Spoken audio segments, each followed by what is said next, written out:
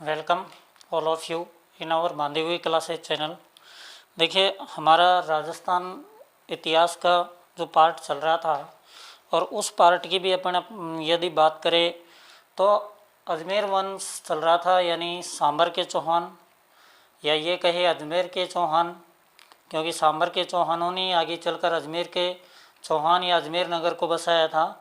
तो अपन ने जो बात की थी सपाद लक्ष्य यानी सांबर झील के आसपास के क्षेत्र को सपाद लक्ष्य कहा गया।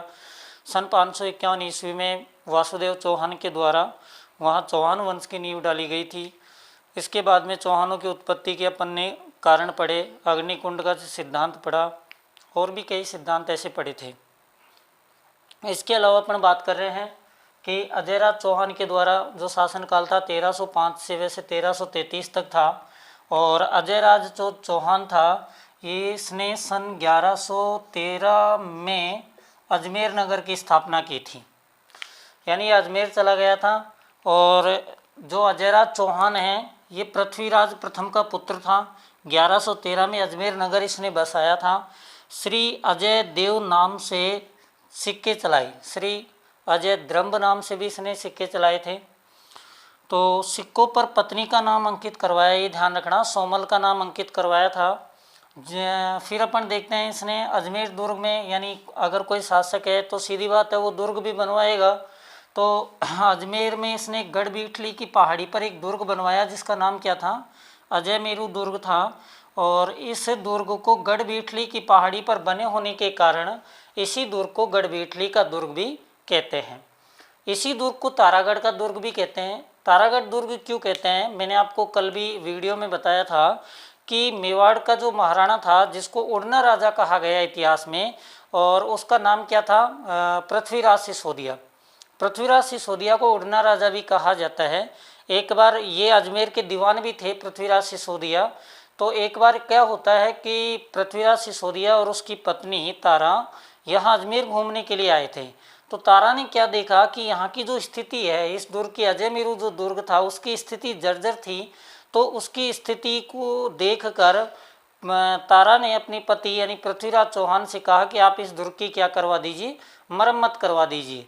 तो पत्नी तारा के कहने पर पृथ्वीराज सिसोदिया ने अजय मेरू दुर्ग की मरम्मत करवाई, और इस कारण उसने अपनी पत्नी के नाम पर इस दुर्ग का नाम क्या रख दिया, तारागढ़ दुर्ग रख दिया। आगे बात करते हैं, इसी दुर्ग को राजस्थान का जिब्राल्टर कहते हैं।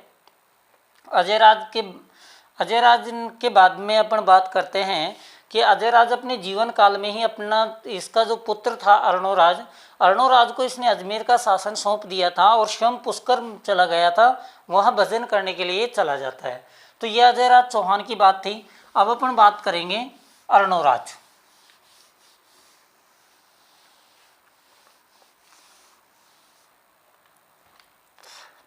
तो देखिए, अर्णोराज की अपन बात कर रहे हैं।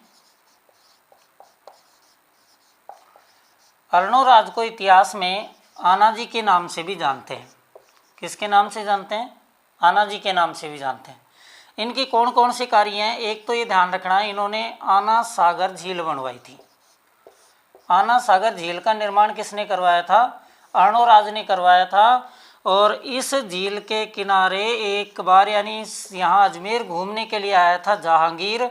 तो जहांगीर ने इस झील के किनारे किसका निर्माण करवाया था, सुभाष उद्यान का निर्माण। सुभाष उद्यान बाद में नाम पड़ा था दौलत बाग। किसका निर्माण करवाया था, दौलत बाग। और दौलत बाग को ही आगे चलकर क्या नाम मिला, सुभाष उद्यान। दौलत बाग को ही क्या कहते हैं, सुभाष उद्यान। ध्यान रखना, जहांगीर की जो पत्नी थी मेहरुनिसा, जिसको क्या कहा गया,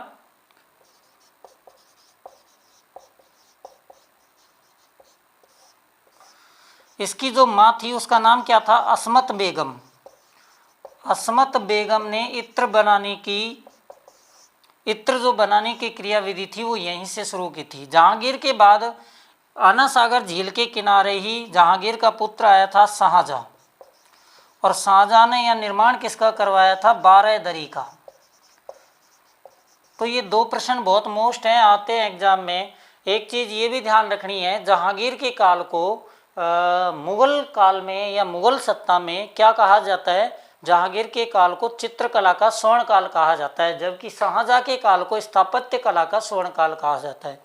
जैसे अपन राजस्थान की बात करते हैं, स्थापत्य कला का जो स्वर्ण काल है वो महाराणा कुंभा के शासनकाल को कहा जाता है। तो एक तो इसने आना सागर झील का निर्माण करवाया था।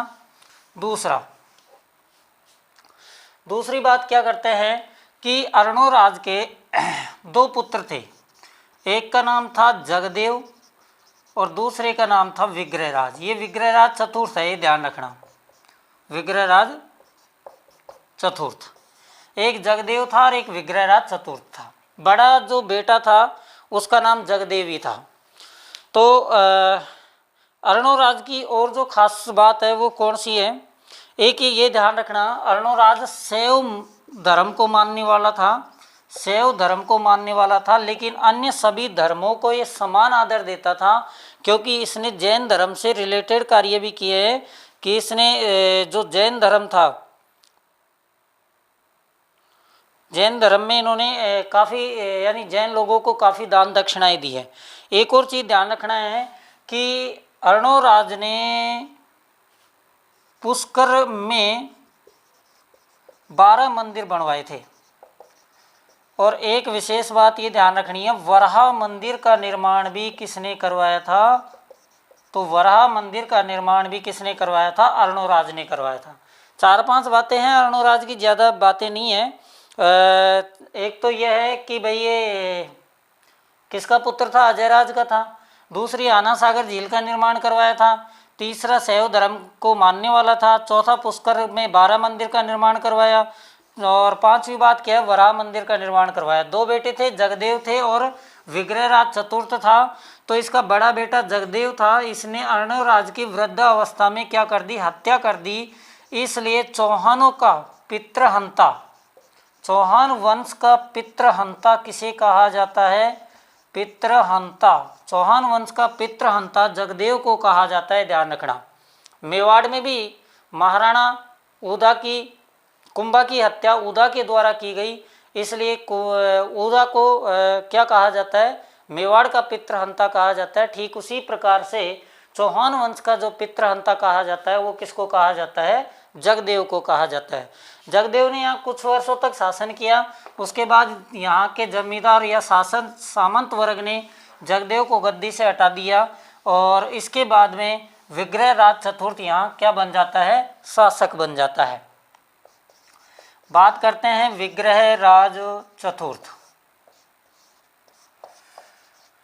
विग्रहराज चतुर्थ जो था, इसके शासनकाल को चौहानों का स्वर्ण काल कहते हैं।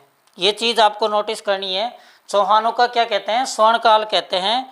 और दूसरी बात ये ध्यान रखना, इस बिजोलिया शिलालेख के, यानी एक तो ये लिख देते हैं अपन चौहानों का स्वर्ण काल। यदि चौहानों का स्वर्ण काल पूछे तो कौन आंसर आएगा, विग्रहराज चतुर्थ। विग्रहराज चतुर्थ को बीसल देव के नाम से जानते हैं। किस नाम से जानते हैं, बीसल देव के नाम से। क्यों जानते हैं, उसके पीछे रीज़न ये है कि इसने बीसलपुर शहर बसाया था, बीसलपुर शहर बसाया था। अगली अपन बात करते हैं तो इसने दिल्ली में, कहाँ पर, दिल्ली में एक वंश था जिसका नाम था तोमर वंश। तोमर वंश को हराया था और दिल्ली तक अपना अधिकार, यानी ये पहला शासक था जिसने दिल्ली में अपना अधिकार जताया था या अधिकार जमा लिया था। किसने, विग्रहराज चतुर्थ ने। विग्रहराज चतुर्थ का एक नाटक है जिसने इसने लिखा था, क्या नाटक है, हरिकेली। एक ध्यान रखना है, इसने एक विद्यालय बनवाई जिसका नाम था संस्कृत विद्यालय, जिसको कहा गया, वैसे वास्तविक जो नाम था विद्यालय का, संस्कृत विद्यालय का, वो नाम था सरस्वती कंठाभरण। विद्यालय का नाम था सरस्वती कंठाभरण। क्या नाम था, सरस्वती कंठाभरण।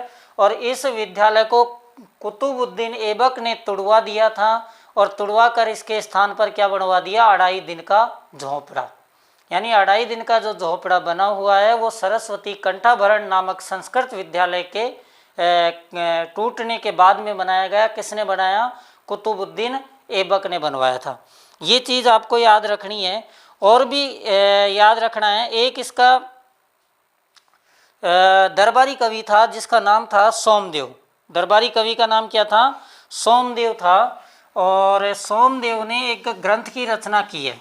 कौन से ग्रंथ की रचना की है? ललित विग्रह राज। कौन सा ग्रंथ है भाई? ललित विग्रह राज। ये किसने लिखा है? सोमदेव ने लिखा है। इसमें क्या है? इंद्र कुंवरी एक राजकुमारी है, उसका विग्रह राज के साथ में प्रेम प्रसंग बताया गया है।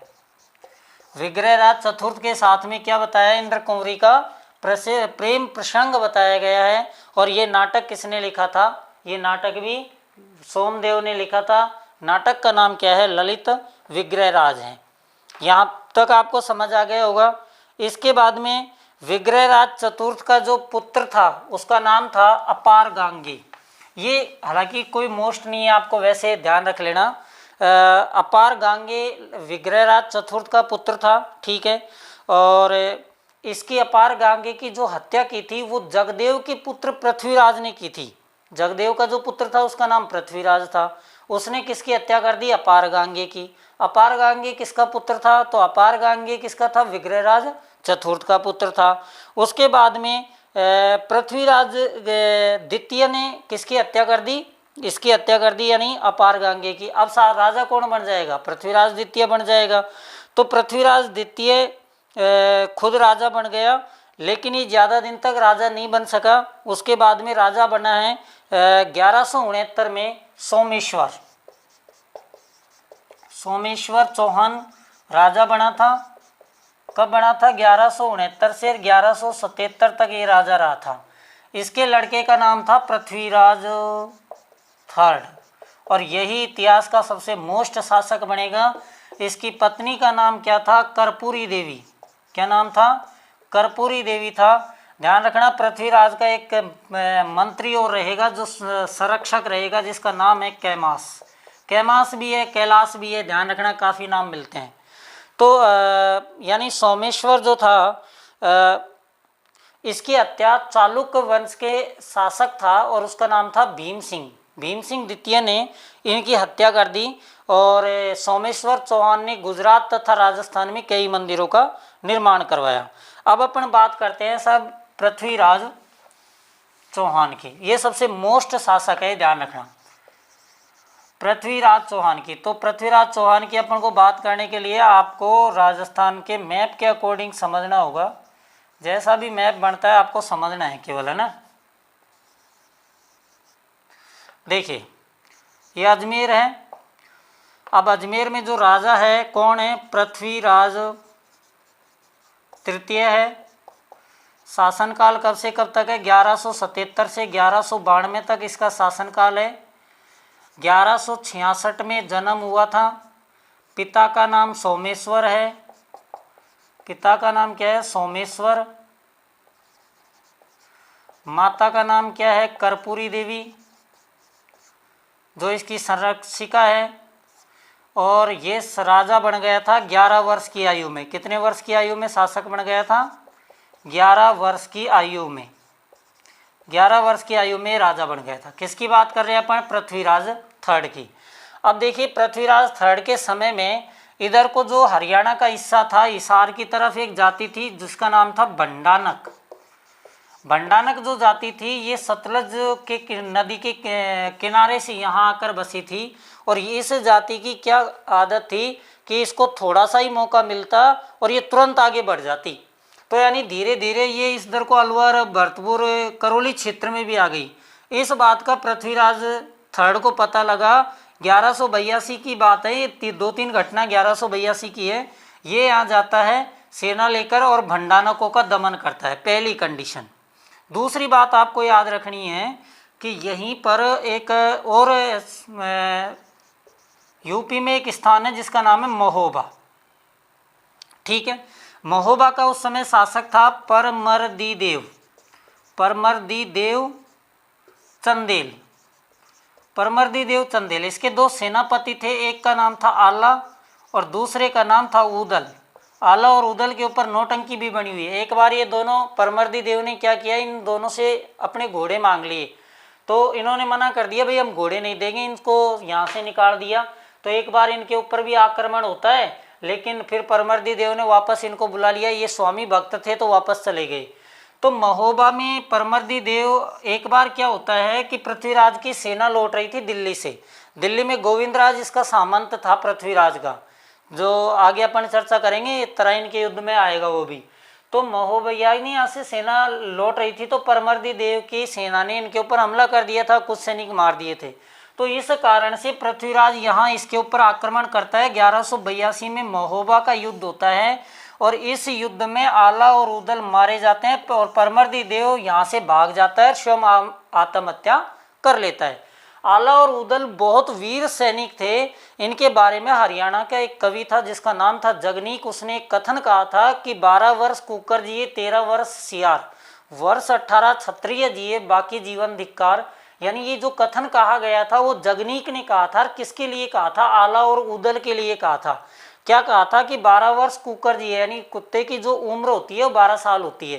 13 वर्ष सियार, यानी जो सियार होता है वो 13 वर्ष तक जीता है। और एक क्षत्रिय जो होता है वो 18 वर्ष तक, यानी 18 वर्ष तक वो एक भयंकर योद्धा की तरह जीवन जीता है और बाकी का जो जीवन होता है वो बेकार होता है। अब इसी तरीके से यूपी में एक और जगह पड़ती है जिसका नाम है कन्नौज। देखिए कन्नौज का उस समय जो शासक था जिसका नाम था जयचंद गहड़वाल।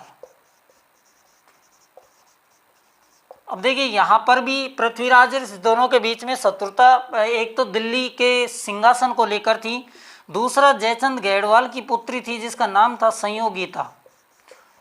ये भारत का दुर्भाग्य थी। यानी कुल मिलाकर ये कहे तो मुस्लिम जो सत्ता थी या तुर्की जो आक्रमण थे वो इसी के कारण हुए थे, संयोगिता के कारण। कंडीशन क्या है, क्या हुआ था कि एक बार संयोगिता अपने ननिहाल गई हुई थी। इनका ननिहाल कहाँ था? दिल्ली। इधर को साहब पृथ्वीराज भी अपने ननिहाल गया हुआ था। ठीक है, वैसे लड़कियों को ननिहाल नहीं भेजना चाहिए, ऐसी कोई बात नहीं है, ये कॉमेडी टाइप है, ये सारी चीज़ें अपन को समझना है, इसलिए एक कहानी के तौर पर मैं आपको बता रहा हूँ। तो यानी ये दोनों दिल्ली पहुँच जाते हैं। तो दिल्ली जैसे ही पहुँचे, इन दोनों ने आपस में एक दूसरे को देखा, दोनों के बीच में क्या हो जाता है? प्रेम हो जाता है। यानी दोनों ने आपस में एक दूसरे के मोबाइल नंबर एक्सचेंज कर लिए, बात होने लग गई। तो इस चीज़ का, यानी इस घटना का, इस हादसे का पता किसको चला? जयचंद गहड़वाल को चला। जयचंद गहड़वाल को पता चला कि भाई संयोगिता किससे प्रेम करने लग गई? पृथ्वीराज से प्रेम करने लग गई। ये दिल्ली गया, पूछा मैंने इसीलिए भेजा था क्या? और इसको ये कहाँ लेकर आ गया? वापस कन्नौज लेकर आ गया। तो देखिए कन्नौज लेकर आया तो इधर को पृथ्वीराज ने देखा कि संयोगिता को तो ले गया। तो पृथ्वीराज कह रहा है कि ये हादसा तो किसी दिन होना ही था, मैं बच भी जाता पर एक रोज़ तो मरने वाला ही था। मेरे नसीब, मेरे हाथ कट गए, वरना मैं तेरी मांग में सिंदूर भरने वाला ही था। यानी पृथ्वीराज वापस आ जाता है कि ये तो होना ही था खैर एक दिन। अब कंडीशन क्या होती है साहब, इस सारी चीज़ों की घटनाओं के बाद में जयचंद गहड़वाल ने क्या किया? जयचंद गहड़वाल कन्नौज का शासक है, बहुत शक्तिशाली शासक था, ध्यान रखना। इसने रच दिया स्वयंवर। स्वयंवर का मतलब आप लोग जानते हो, स्वयंवर का मतलब होता है कि लड़की अपनी इच्छा से अपने वर का क्या करे? चयन करे। इसने अनेक राजा महाराजाओं को बुलाया, भारत देश के बहुत राजा महाराजा को बुलाया, लेकिन किसको नहीं बुलाया? पृथ्वीराज को नहीं बुलाया। कोई बात नहीं बुलाया। कोरोना काल चल रहा होगा उस टाइम पर भी, लिमिटेड होगी शायद, लेकिन बहुत राजा महाराजाओं को बुलवाया, लेकिन किसको नहीं बुलाया? पृथ्वीराज को नहीं बुलाया। यहाँ तक भी कोई बात नहीं। दूसरा इसने क्या किया? जयचंद गहड़वाल ने जहाँ राजा अपने पादुका उतारते थे, यानी जहाँ अपने चप्पल वगैरह उतारते थे, उस जगह पृथ्वीराज की क्या बनवा दी? मूर्ति बनवा दी, मोम की मूर्ति। ये भी कोई बात नहीं, चलो मोम की मूर्ति बनवा दी। अब साहब स्वयंवर की तैयारी, यहाँ स्वयंवर चल रहा है और उसके संयोगिता के हाथ में माला है। तो कंडीशन क्या है? संयोगिता ने सारे राजाओं को देखकर माला किसको पहना दी? पृथ्वीराज की मूर्ति को पहना दी, यानी सुन साहिबा सुन प्यार की धुन, मैंने तुझे चुन लिया तू भी मुझे चुन। किसने कहा? संयोगिता ने। यानी संयोगिता ने किसको चुन लिया था? पृथ्वीराज को चुन लिया था। फिर कंडीशन क्या होती है कि जयचंद गहड़वाल जो था, इसने संयोगिता को एक कमरे में बंद कर दिया। इस बात का पता किसको चला? पृथ्वीराज तृतीय को इस बात का पता चला। इसने सोचा कि भैया अब तो चलना ही पड़ेगा। इसका एक अजीज दोस्त था, एक मित्र था, जिसका नाम क्या था? चंद्रबरदाई था। उसने मना किया था कि तू वहाँ मत जाए, वो बहुत शक्तिशाली शासक है। लेकिन पृथ्वीराज नहीं माना और वो सेना लेकर कहाँ चल देता है? कन्नौज के लिए रवाना हो जाता है। और यहाँ पर जो संयोगिता एक कमरे में बंद थी, उस कमरे में से संयोगिता को अपहरण करके ले आता है, यानी गंधर्व विवाह करता है, प्रेम विवाह जिसको कहते हैं। और वो आपने गाना भी सुना होगा, मैं तुझको भगा लाया तेरे बाप के डर से, तेरे बाप के डर से। जालिम है सितमगर, जालिम है सितमगर है तो प्यार का दुश्मन, बनने नहीं देगा वो मुझको तेरी दुल्हन, जाऊंगा तुझको लेके मैं दूर शहर से, तेरे बाप के डर से, तेरे बाप के डर से। यानी गाना काफ़ी अच्छा है, काफ़ी फिट बैठता है इन लाइनों पर। तो यानी कुल मिलाकर संयोगिता को ये भगा लेकर आ गया। अब कंडीशन क्या होती है? शादी हो गई, नई नई शादी हुई इनकी, तो ये तो केवल अपनी रासलीलाओं में व्यस्त हैं। कौन कौन? संयोगिता और कौन? किसकी बात कर रहे हैं? पृथ्वीराज तृतीय की। अब देखिए, इधर को एक क्षेत्र पड़ता है अफगानिस्तान के, इधर को नाम है गजनी, और गजनी का है गोरी। पूरा नाम तो मोहम्मद साहबुद्दीन गोरी है, लेकिन प्यार से नाम लो गोरी, बहुत अच्छा नाम लगता है ना। गोरी कौन था? गोरी था। कहाँ का था? गजनी का था। गजनी का कौन? गोरी। घटना है 1191 की। वैसे तो 1186 से लेकर 1192 तक इसने हमले किए। ये गोरी जो है हर बार पृथ्वीराज से हारा था। कहा जाता है हर किताब में अलग अलग साक्ष्य मिलते हैं, किसी में 17 बार, 18 बार, 9 बार, 7 बार। तो गोरी ने यहाँ 1191 में गोरी आ जाता है कहाँ? तराइन। तराइन कहाँ पड़ता है साहब? हरियाणा में पड़ता है। यह हरियाणा का क्षेत्र भी बड़ा अजीब है। भगवान कृष्ण को देख लो, रासलीला करनी है तो यूपी में चले गए, और यदि अपन को राज करना था तो द्वारिका चले गए, और लड़ाई करनी होती तो उनको भी कुरुक्षेत्र में आ गए। तो हरियाणा में यानी जितनी भी मोस्ट जो लड़ाइयाँ हुई है ना, प्लासी और बक्सर के युद्ध वगैरह वो छोड़कर आप देखो, अधिकतर जो लड़ाइयाँ हुई है वो कहाँ हुई है? हरियाणा में हुई है। तो तराइन में 1191 में युद्ध हो रहा था। अब पृथ्वीराज को यहाँ इन्विटेशन दिया कि भाई युद्ध के लिए आ जा। पृथ्वीराज सेना लेकर चल दिया, तराइन पहुँच जाता है। पृथ्वीराज के साथ में था कौन? गोविंदराज, और ये कहाँ का था? दिल्ली का। तो साहब इसने मोहम्मद गोरी ने भाला फेंका और गोविंदराज के आगे के 2 दांत टूट गए। गिने किसी ने भी नहीं, बताते हैं ऐसा।